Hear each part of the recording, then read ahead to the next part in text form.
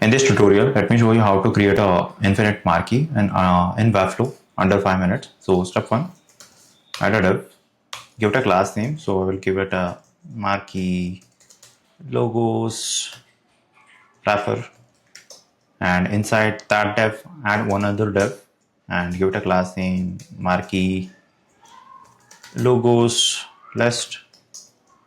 And inside that I will let me add a image and give it a class name marquee logo image and give it some styling. So maybe I will give it 100% and set it to 10 rem. Replace the image.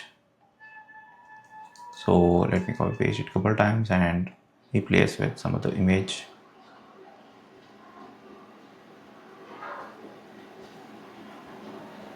So this, let's say these were the images. Now I want to style it basically to have some padding in between. So I will convert it to flex and set the cap as maybe 2 rem. And once this is done, this is all what you need, basic thing. Step 2, head over to documentation. I will add the link in the description. Copy the script tag and paste it to the page setting. So I will add it here, save, and once that is added, head to the documentation again, and here copy paste the first data attribute necessary. So SS marquee, go to the list, setting custom attributes, add it and set it to true.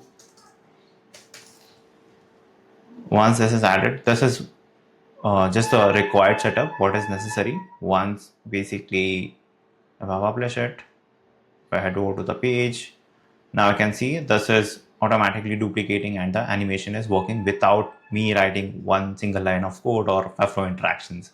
So you don't have to worry on duplicating items or basically animation not working properly.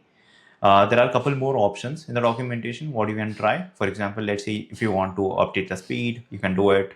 If you want to change the direction, you can do it. If you want to pause on whoever, you can do it.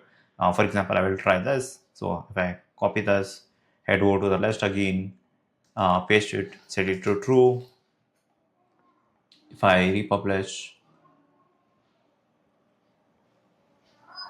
and if I head over to Webflow again, sorry, the page again and refresh, whenever I hover on it, you can see this is automatically pausing.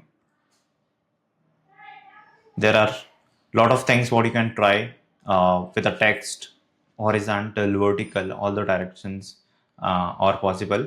Go to the documentation. There are a couple more examples attached onto the documentation.